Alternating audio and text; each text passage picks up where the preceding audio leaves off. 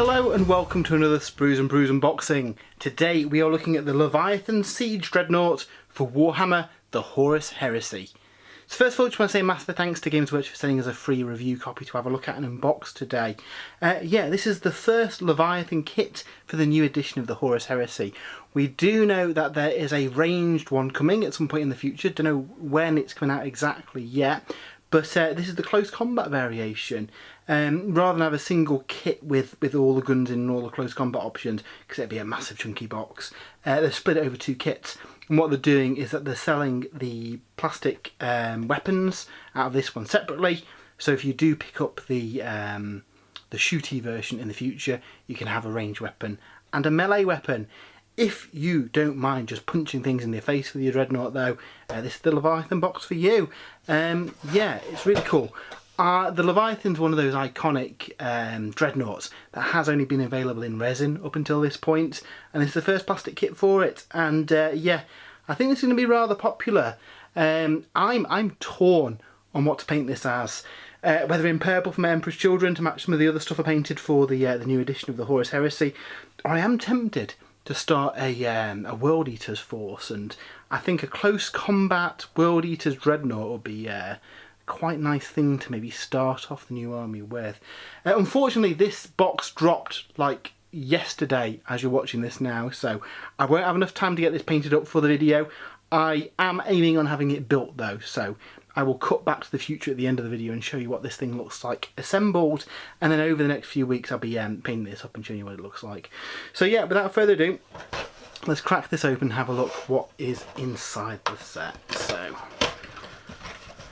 if we open up this, like I say, they've really kind of split these boxes just because it makes it a lot easier from a kit point of view, having the ranged one and the close combat one. Something they did with the Adeptus Titanica sets, and the fact that they're selling the weapon sprues separately is a really good thing. So let's get all these sorted.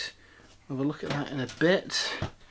Have a look at the frames. So I believe both of the Leviathan kits will have the same kind of like stock body for them. Really the only difference between the two kits is going to be the weapon options that they get.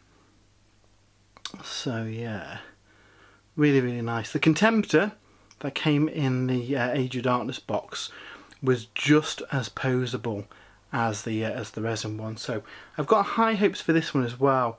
It looks like it should be quite manoeuvrable to give it a few different poses, whether it's kind of like advancing forward or just standing stoically. There's quite a few nice little options on the kit as well. When we come to look at the instructions, hopefully we'll see some of those, but there's some nice detailing for both the loyalists and the traitors.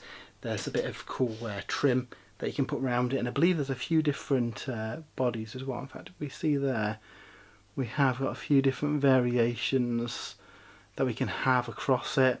We've got the kind of Eye of Horus, we've got a more kind of like loyalist symbol there, we've got some nice little kind of trim that goes around it, so if you're doing Emperor's Children or something and want a bit more fancy, you could stick that on there. And then obviously we've got all the other options like the Phosphex launcher. So yeah, really nice kit. Looking forward to building it up. I really want to do a full kind of Dreadnought army at some point, so I think I'll be picking up some more of these kits in the future. So they're the frames that I've shared across the two Leviathan kits. Unique to this one is the close combat frame. So this will build you the claw or the siege drill, depending on how you want to build it.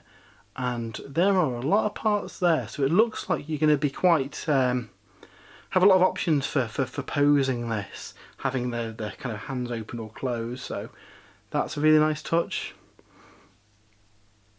Now again, well, I'll see as I'm building this, and I'll let you know at the end of the video once I've got that far, but I suspect if this frame is being sold separately, so you can give your ranged ones the option of a close combat weapon, there's probably going to be some potential for magnetising these. So if you do want to make it future proof, that's potentially an option. So what I'll do in the video is just let you know how you could go about doing that. Off the top of my head, I'm just thinking here, this bit I think is where it joins to like the shoulder part. So sticking a magnet in there should make it fairly easy. I'll probably just stick it together if I'm honest. But yeah, it's good that you've probably got the option of doing that. So before we jump ahead in time and have a look at the finished model, let's have a quick look at the instructions as well and just have a quick nosy at how this thing goes together. So as you've seen from the frames, there's an awful lot of parts, which is why it's so manoeuvrable. Basically each kind of part that was a resin part in the original kit is made up of multiple plastic parts, so you can have superposable legs, which is really nice, with an option of different toes, so they can be flat or kind of tilted as it's kind of advancing forward. Main body looks fairly simple to go together. You've got the choice of the three kind of like body parts. You've got a few different choices for the top of it as well. So again, whether you want to do loyalist or traitor, there's a few different more thematic parts you can do. And then we have got the main weapons too. So we've got the siege drill and the siege claw. Again, you've got quite a bit of posability in how they go together by the look of things. I think there's going to be enough parts for you to build one of each here, I think. Or two the same. Yeah, looking at this, you can give it 2 siege drills or 2 claws if you want to, or one of each. I'll probably go one of each for the variety. And then if you stick a magnet in, I guess this joint here, you should be able to have this removable and swap it out for some of the other weapons. So again, I'll have a proper play with that when I come to putting it together. But in the case of this one, it should be fairly easy to do. In fact, if you wanted to do just the weapons, let's see, you could probably have these pieces quite modular as well. So yeah, and there's potential for having a nice magnetised dreadnought here. But yeah, what we'll do, we'll jump ahead to the future and I'll show you what it looks like when it's built. And here's a look at the completed Leviathan. Like I say, unfortunately this only arrived yesterday, so I've not had a chance to paint it yet. But I had great fun putting this together. So it is going to be magnetised, but you're going to have to do some work. So the pipe in here fits, you get 2 different pipes for each arm, which will give you 2 different poses. Now obviously on the classic one you could kind of reposition those pipes. You could just leave them off perhaps if you want this interchangeable to swap it out for the main gun. Like I have this one, I've not been too fussed about magnetising it because I've just built it up as is. But it's certainly doable, but you might have to do a little bit of working out with it. But yeah, the kit's really nice. Took a couple of hours for me to build it.